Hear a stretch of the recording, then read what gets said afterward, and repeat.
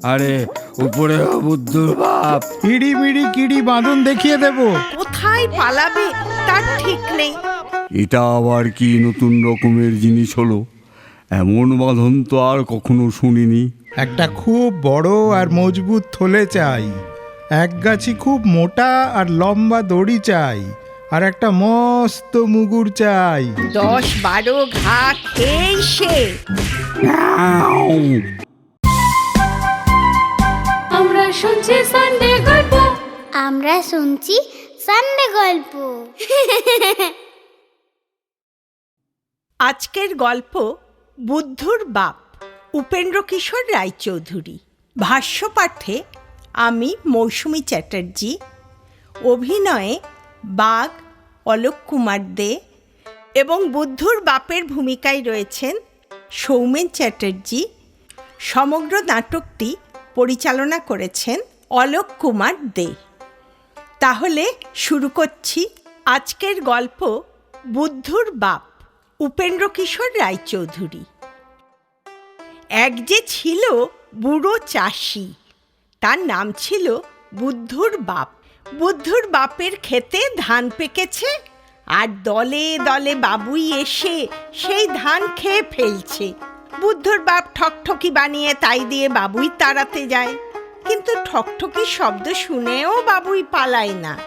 তখন সে রেগে মেগে বললে, ব্যাটারা, এবার যদি ধরতে পারি তাহলে ইড়ি মিড়ি কিড়ি বাঁধন দেখিয়ে দেব। ইড়িমিড়ি কিড়ি বাঁধন বলে কোনো একটা জিনিস নেই। বুদ্ধুর বাপ আর কোনো ভয়ানক গাল খুঁজে না পেয়ে ওই কথা বলে। রোজই বাবুই আসে, রোজই বুদ্ধুর বাপ তাদের তাড়াতে না পেরে বলে, ইড়ি মিড়ি কিড়ি বাঁধন দেখিয়ে দেব। এর মধ্যে একদিন হয়েছে কি, একটা মস্ত বাঘ রাত্রে এসে বুদ্ধুর বাপের ক্ষেতের ভিতর ঘুমিয়েছিল। ঘুমের ভিতর কখন সকাল হয়ে গেছে, আর সে বাঘ সেখান থেকে যেতে পারেনি। সেদিনও বুদ্ধুর বাপ বাবুই তাড়াতে এসে ঠকঠকি নাড়ছে আর বলছে, ব্যাটারা, যদি ধরতে পারি তবে ইড়ি মিড়ি কিড়ি বাঁধন দেখিয়ে দেব। ইড়িমিড়ি কিড়ি বাঁধন শুনেই তো বাঘের বেজায় ভাবনা হয়েছে।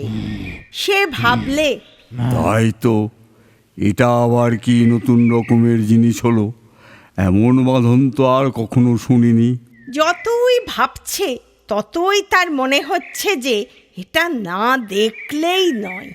তাই সে আস্তে আস্তে ধানের ক্ষেতের ভিতর থেকে বেরিয়ে এসে বুদ্ধুর বাপকে ডেকে বললে, ভাই, একটা কথা আছে। বাঘ দেখে বুদ্ধুর বাপ যে কি ভয় পেল তা কি বলবো। কিন্তু সে ভারী বুদ্ধিমান লোক ছিল, সে তখনই সামলে গেল। বাঘ কিচ্ছু টের পেল না। বুদ্ধুর বাপ বাঘকে বললে, কি কথা ভাই? বাঘ বললে, ওই যে তুমি কি বলছো কিড়ি মিড়ি বাঁধন নাকি, সেইটা আমাকে একটিবার দেখতে হচ্ছে। বুদ্ধুর বাপ বললে, সে তো ভাই অমনি দেখানো যাবে না, তাতে ঢের জিনিসপত্র লাগে। বাঘ বললে, আমি সব জিনিস এনে দিচ্ছি, আমাকে সেটা না দেখালে হবে না।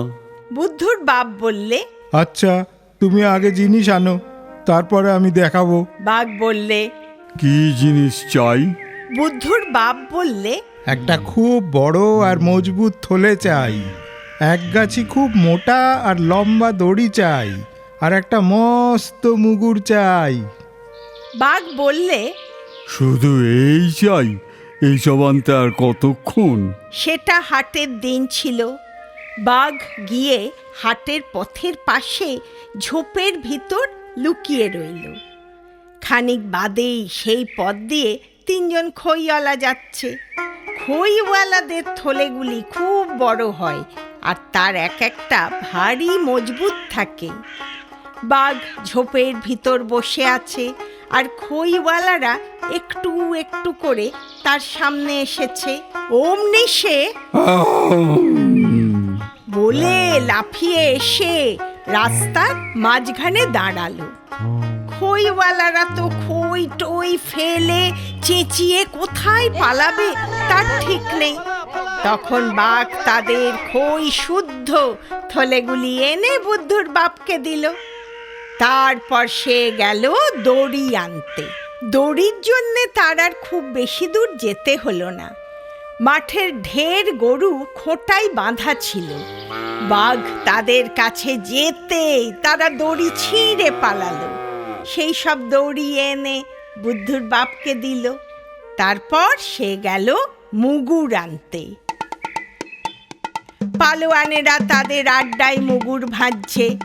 এমন সময় বাঘ গিয়ে সেখানে উপস্থিত হলো। তাতেই তো বাপরে মারে বলে তারা ছুট দিল। তখন বাঘ তাদের বড় মুগুরটা মুখে করে এনে বুদ্ধুর বাপকে বললে, তোমার জিনিস তো এনেছি, এখন সেটাকে দেখাও। বুদ্ধুর বাপ বললে, আচ্ছা, তবে তুমি একটিবার এই থলের ভিতর এসো দেখি। বলতেই তো বাঘ মশাই গিয়ে সেই থলির ভিতরে ঢুকেছেন। তখন বুদ্ধুর বাপ তাড়াতাড়ি থলের মুখ বন্ধ করে তাকে আচ্ছা করে দড়ি দিয়ে জড়ালো। একটু নড়বার জোবদি রাখলো না। তারপর দু হাতে সেই মুগুর তুলে ধাই করে সেই থলের উপর যেই এক ঘা লাগিয়েছে, অমনি বাঘ ভারী আশ্চর্য হয়ে বললে, ও কি করছো, ও কি করছো?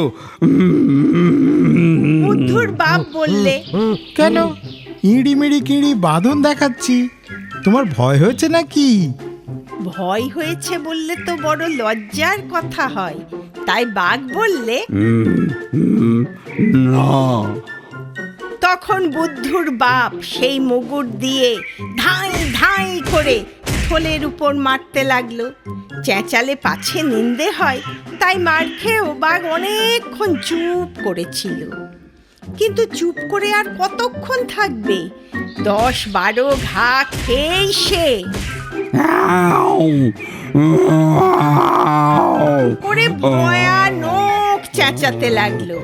খানিক বাদে আর চেঁচাতে না পেরে গোঙাতে আরম্ভ করলো। বুদ্ধুর বাপ তবুও ছাড়ছে না। ধাই ধাই করে সে খালি মারছে।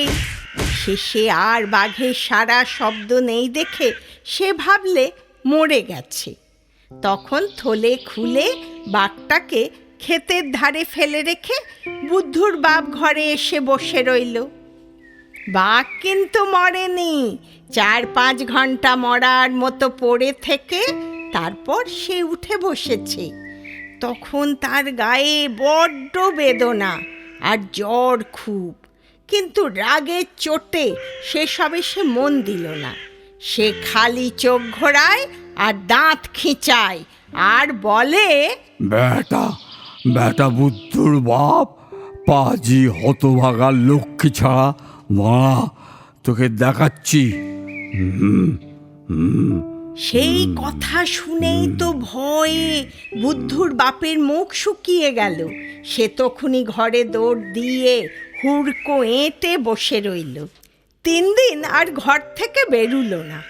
বাঘ সেই 3 দিন বুদ্ধুর বাপের ঘরের 4 ধারে ঘুরে বেড়ালো আর তাকে গালি দিল।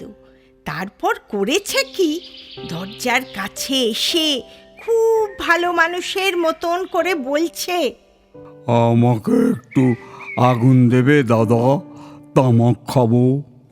বুদ্ধুর বাপ দেখলে কথাগুলি মানুষের মতো, কিন্তু গলার আওয়াজটা বাঘের মতো। তখন সে ভাবলে আগুন দেবার আগে একবার ভালো করে দেখে নিতে হবে। এই ভেবে সে যেই দরজার ফাঁক দিয়ে উঁকি মেরেছে, অমনি দেখে সর্বনাশ, বাঘ।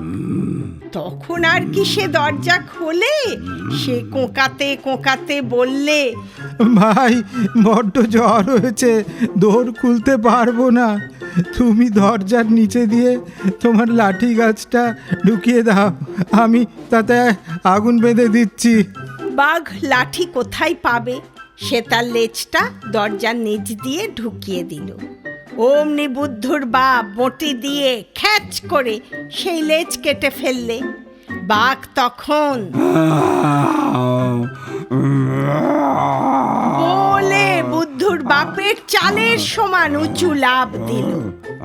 তারপর একটুখানি লেজ যা ছিল তাই গুটিয়ে চেঁচাতে চেঁচাতে ছুটে পালালো।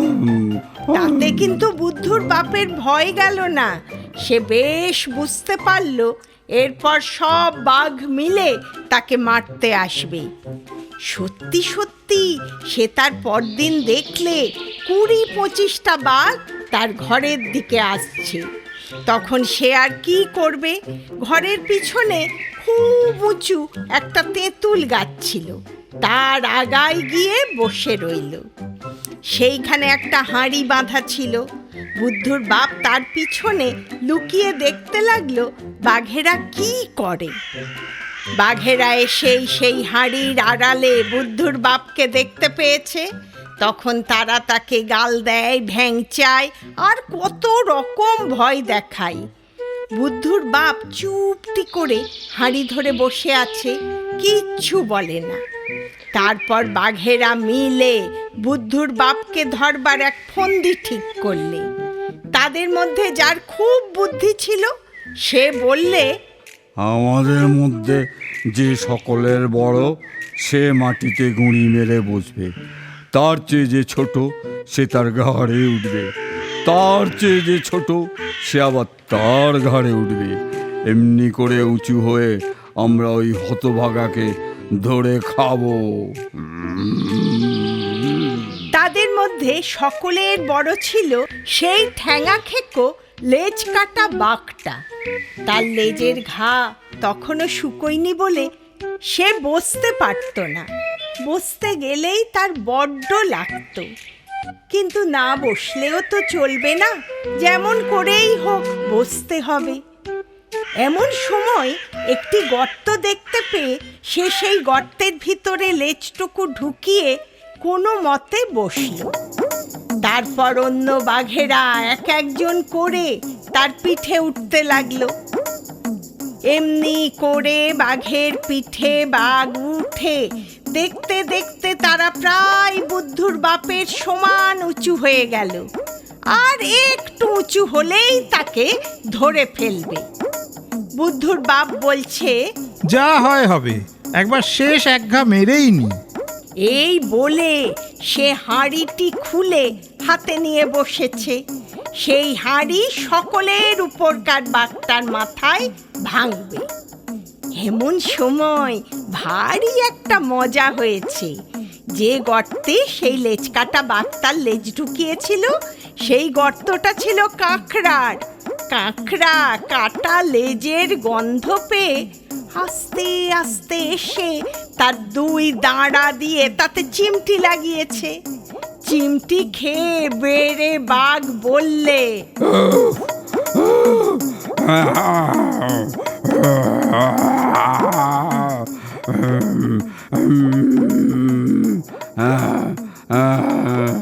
আরে উপরেও বুদ্ধুর বাপ, নিচেও বুদ্ধুর বাপ। বলতে বলতেই তো সে লাফিয়ে উঠল, আর তার পিঠের বাঘগুলি জড়াজড়ি করে ধূপ ধাপ শব্দে মাটিতে পড়ে গেল। ঠিক সেই সময়ে বুদ্ধুর বাপও লেজ কাটা বাঘের পিঠে হাঁড়ি আছড়ে ফেলে বললে, ধর ধর, মেরে বেটার ঘাড়ে ধর। এরপর কি আর বাঘের দল সেখানে দাঁড়ায়? তারা লেজ গুটিয়ে কান খাড়া করে যে যেখান দিয়ে পারলো ছুটে পালালো। আর কোনোদিন তারা বুদ্ধুর বাপের বাড়ির কাছেও এলো না।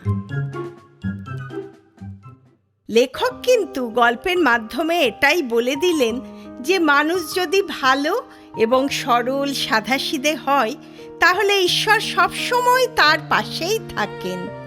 তাই তো বিপদ সংকুল সব পরিস্থিতিতেই ভয়ঙ্কর বাঘের সঙ্গে পাল্লা দিয়েও শেষ পর্যন্ত বুদ্ধুর বাপই জিতে গেল। তাহলে বন্ধুরা, আজকের মতো আমরা এখানেই বিদায় নিলাম। আগামী রবিবার ঠিক এই সময়ে আবার নতুন গল্প নিয়ে হাজির হব আপনাদের কাছে। গল্প শুনে কেমন লাগলো তা লাইক, কমেন্টস এবং শেয়ার করে অবশ্যই জানাবেন। আর চ্যানেলটি সাবস্ক্রাইব করতে কিন্তু একদমই ভুলবেন না। আমরা শুনছি সানডে গল্প।